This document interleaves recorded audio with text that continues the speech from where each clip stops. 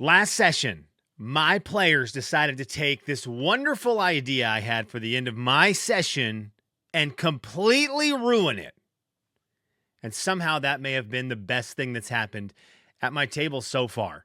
I'm Sean. I'm a new GM, and this channel is for new GMs, hopefully like you, to motivate you to get going with this hobby and maybe help you along the way.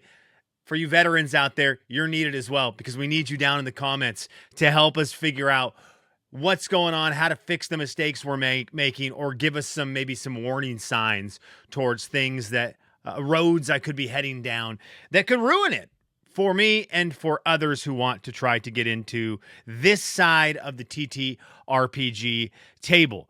We're going to talk about what happened at my table in session 2. We're going to talk about the good that came from what I thought was going to be obvious bad. At the end of the podcast, and you can look at the timestamps below, we always put a bow on the last episode, and we will read some comments from last episode, react to those. I really appreciate anyone who has commented on the videos here, who has subscribed to this channel, who has told others about this channel. Thank you so much.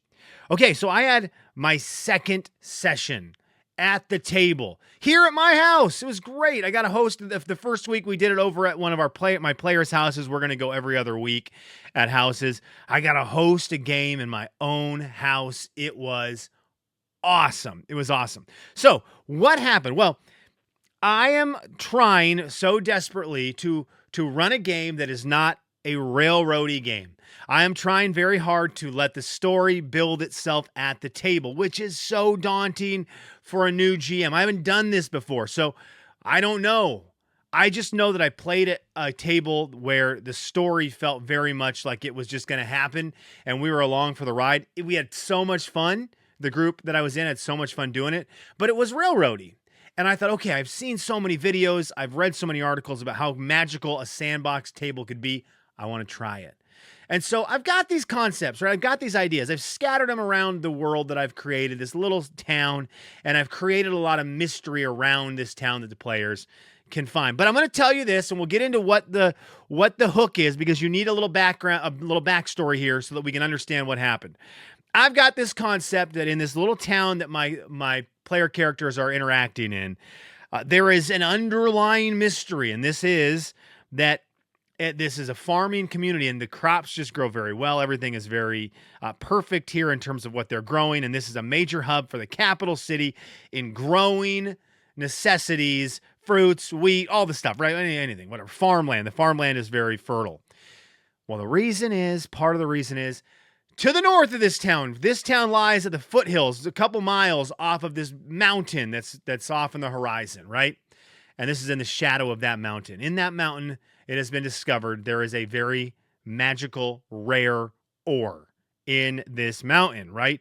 And who found out? Well, some people from the capital found out. It's kind of what helps found this city or this town. A couple people in the town know about it, and what's happening is there's a mining operation going on where they're getting this rare ore. They're shipping it back to the capital. All this is for positive. None of this is bad. They're shipping it back to the capital, but they're keeping it a secret so that they can try to keep this under wraps. And they've got all these crops that they're able to send back to the capital as sort of a disguise of, well, this is what we're just sending crops back to the capital, but they're sending ore as well. Look, this might not be the most epic campaign ever, but it's what I've got at my table. So this ore is awesome. This ore is in the mountain.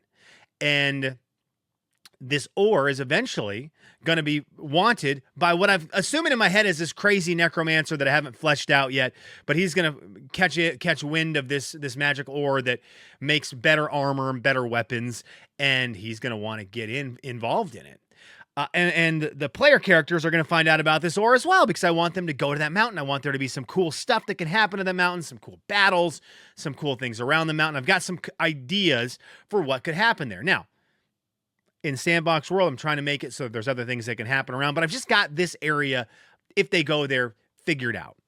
And so in session number 2, at the halfway through the session, the players were going through this abandoned cellar, and they ran into a artifact from the old days, okay? They ran into this artifact, and this artifact was made out of this ore. And I'm telling you, I loosely planned my adventure last Tuesday, and it was like 50-50 chances all along the way of my players choosing an idea that I had kind of fleshed out and something that I would have to improvise.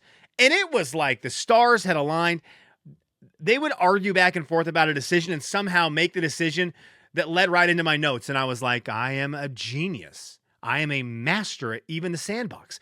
I have randomly selected items that I can piece into this game depending on what is chosen, and they're arguing into all of my decisions.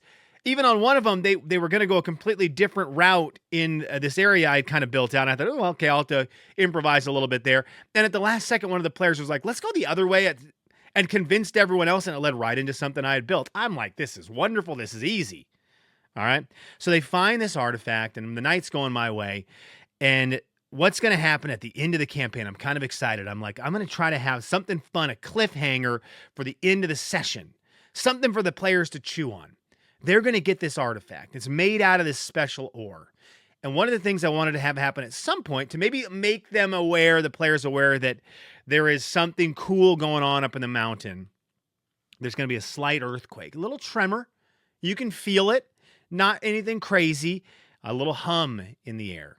And when you look off in the horizon to the north of town, a blue glow on the horizon that kind of surrounds the mountain as this mountain kind of glows blue.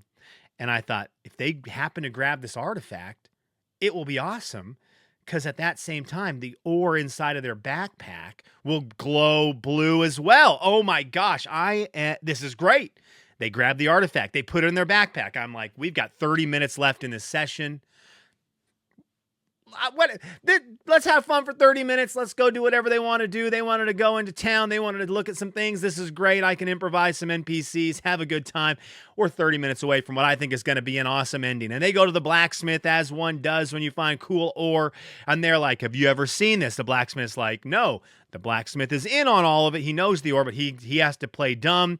And he's got to he's going to try to get the ore away from him because he doesn't want anyone knowing about it. This is secret. So what do? I go, okay, I'm just going to offer an exorbitant amount of money to the players so that they realize this is super special ore. This is rare. Even the town blacksmith wants to get his mitts on it. They have found something cool. Hey, I'm going to offer you 50 gold pieces for that piece of ore. Sold. Sold? Says my brain to me. Sold? What do you mean sold? No. But guys, you found an awesome artifact out of an ore. You don't have any clue what it is. This is an awesome piece, my brain tells me. And they're like, yeah, 50 gold pieces. That's awesome. We want to buy stuff. This artifact we know nothing about that hasn't done anything. Yeah, we're selling it to the blacksmith. But guys, in 20 minutes, that's going to glow in your backpack. And it's going to be this awesome moment where that glows and the mountain glows, and you're going to piece it all together, and we're going to have ourselves a big time. Now we're going to sell it. And just like that, my plans were ruined. And I was bummed because everything had gone my way. And now we're just a steps away from me continuing to carry on this magical night at the table with what I think is going to be one of my better parts. But the players said, it's told me otherwise. And I was bummed out. And I thought, oh no, here we go. I don't know what to do. And I don't know how to end this session. We're just going to end the session. And it's a bummer. And now I'm going to have to figure some stuff out. And I was bummed. And I was like, how could this happen? What did I do wrong? And I thought, okay, well, what are we going to do? So I'm just kind of thinking the characters are talking to each other about what they want to do for the last 20 minutes in this town. And I take a moment to, behind the DM screen, my pants are wet because now I'm nervous and I'm just kind of sweating. And I go, okay, well, I'm still going to have the earthquake go off. I'm going to have the mountain glow blue. And we're just going to have that. And that's going to be where we're at. And whatever. This is how it goes. The dice are telling the story. The players are telling the story. I want to avoid railroading. This is what that involves. So they happen to go out. They go through some places. And they're on their way to end the night. They're like, we're going to end the night at the tavern. We're going to go to the tavern, have a big time. As we came back to town victorious from clearing out this cellar and finding out some mystery just outside of town, we're going to celebrate. Okay, this is going to be great. So we're going, and I notice it's 9 o'clock. That's when our sessions are ending. And I think, okay, well, you know what we're going to do? I'm going to have the earthquake happen. Earthquake happens. I got the hum in the air. The hum's in the air. They look just beyond the buildings on the other side of the street from where they're standing, and they see the mountain and a blue glow on the horizon, and everyone's kind of interested, like, well, that's kind of crazy. That's kind of weird. And I go, you know what? This is my town. You're looking over the blacksmith's building, the blacksmith's shop, the blue glow on the horizon, the hum, the earth shaking, and in the window, everyone rolls perception. One of the characters rolled high. You notice, Dev, a blue glow emanating from the window of the blacksmith shop. Okay? And that's where I ended it. And I thought that's kind of cool. I thought it would be more fun if this was vibrating in your backpack and whatever. The players stop. I go, that's where we're going to end tonight. Players stop. They look at each other. One player says to the other, the blacksmith is evil. He's doing late night magic in the black shop, in the black shop store. We just talked to him. He's evil. Oh my goodness. The other one says, wait a second. What if that was the artifact glowing blue? What if it's in his office or in his store where we left it on his counter, and that was what just glowed blue? And another player, what if that ore is from that mountain, right? They're piecing it together. Another one, no, it's got to be the blacksmith is doing something. He said he was going to be at the tavern. I asked if we saw him at the tavern walking in. He wasn't there. Like, he's still in there. He's evil. And it sparked this 10-minute conversation about the blacksmith. Is he bad? I don't know. Maybe he's going to be. I'm not sure. I don't think I want him to be, but this is where we're at. The mystery of, like, did we do a bad thing selling this ore? They realized it, or maybe it's bad and we needed to get rid of it. And all this conversation started, and everything's great. And the session's wonderful. And we're going to have a really fun time next session as well. Now, it's a long story just to say, your players are going to derail what you want and what you think is going to happen. And instead of being bummed about it like I was for a couple minutes and was going to kick the dirt and walk around with my head down, Charlie Brown style, for the couple days after the session, now we're in a fun, better spot because the players are controlling things, and I get to throw some new stuff at them, and I get to work around what they're doing. I also learned something, by the way, because in moments like this where the players make decisions that go against what you thought, you got to take a step and go, what did I learn from that? My players wanted to make some money. They wanted 50 gold pieces. That means they want to buy stuff. They want to spend their gold. So I know they've got gold. Next session, I'm assuming they're going to know they've got gold. They're going to try to find the general store in town. I got to figure out something kind of cool to put in there that they could spend all their gold on because they wanted the money. They think the gold is going to be more helpful to them, which means they want to spend it. So I learned something from that, which is something else I can throw into the game I hadn't even thought of. And now it's there, and now it's going to be fun, and that's going to be what the players wanted. And I learned that because they ruined my plans. So let players ruin your plans. The players ruining your plans is not failure of me telling a story, of you telling a story. It's not failure of your idea. Oh, it's so bad, and now the game is ruined. That's the game working. That's the excitement of how this game works, where you can do anything and anything can happen. This is the game working. Your failure as a GM with what you thought was going to happen, going a different way, is what makes this amazing. It makes it better than video games. It makes it better even than reading a book where the book already has the beginning and an end. You're involved in something that's a mystery. You're making the story. It's awesome. Story didn't break. My story didn't break. My loose sandbox story didn't break. It became more interesting now because of their choices, and now we've got all this potential for chaos going into the table for our next session. All right, so that's what we do. That's what we're looking at here. GMs, new GMs. Know it's going to break. Know that your story is probably going to break at some point. Your players are going to do something that you didn't plan on, that goes against what you were thinking, and it's going to be all right. In fact, it's going to make things more interesting. It's going to make things better because your players are directly involved in it, as they should be. Okay, I wanted to bring up some stuff from last episode. Let's put a bow on last week. A couple comments to read. I got two of them. This is from Gaming Treasure Chest. He said, hey, thanks for reading my comment. Of course, here it is again. Love the idea that just to take a little bit of sting out of the Nat 1. So we're talking about the cup, the wonderful ONE Cup of Inspiration. Love the idea that you just take a little bit of the sting out of a Nat 1. Yeah, players that fully role play even to their detriment of what they want personally is so rare but amazing when you see it. Great video. Keep up the good work. I had some Matt Mercer thoughts on him playing his character Julian at the new table of Critical Role. I really have enjoyed it. It's funny because Gaming Treasure Chest saw my comments on how Matt Mercer's playing his character in a positive way, which is what I was thinking. It's interesting, though. Jacob Church Ward, True Red 116, who also commented, saw it in a different light. We'll talk about that right here. I'm sorry your family was sick last week, but glad they are feeling better. Thank you, Jacob. I think the Dice Cup idea is so interesting. Never heard anything like it. I'll have to try it next time I run a game. You can go check out the Wonderful Cup of Inspiration for how it works. I've got a story about that here in a second to wrap up the podcast. I think your observation about Matt during Critical Role is, well, critical. When I DM'd, I would ask the party for one roll from anyone, and they would look who had the highest stat. I had 4 players, so I got around that by assigning each player a number, and I rolled a d4 and specifically asked that player to roll. I only did this way because the players wouldn't stop metagaming and play more into the story and than what their character would do, as opposed to what was optimal.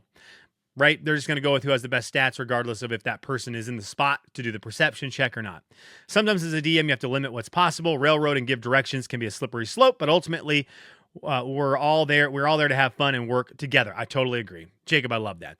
But it's funny how he saw the Matt Mercer comments. I saw Matt as a positive where he was like, my character would not do the perception check. I'm not rolling this. Even if he has good perception, he's like, that's not where I'm at. But I like what Jacob said, where you can go. I think this is a very cool GM tip. Maybe force one person to make the check. And you as the DM can say, someone asks to do a perception check. You can say, you do it. Kathy, you're rolling. Nobody else. And you can say that because they asked about it. I think that's cool. The Wonderful Cup of Inspiration was great at my table last week. We were in a fight against these fire beetles, these gigantic inferno fire beetles, and we had hit a couple nat 1s. I think we had 4 nat 1s leading up to this. We had 5 D20s in the Cup of Inspiration every time a nat 1 is rolled. You put whatever roll the 1, that die goes into the cup. So we had 5 D20s in there, and we were in a big fight. They needed a hit. And one of our spellcasters missed on a spell that could be pretty big. Missed badly. And everyone said, well, we're getting, we've got an hour left in the session. We're in a big fight. This feels like it's the last fight of the dungeon. Go ahead and roll the dice out of the cup. She did. Last die came out late. The first 4 rolled out quick. Last one kind of lingered, came out nat 20. Then she rolled pretty much max damage and almost one-shot this Inferno Beetle. And it was awesome. So the cup works. Okay, this video was too long. I apologize. Thanks for watching. I hope you took something from it. Comment, subscribe, like. I'd appreciate it.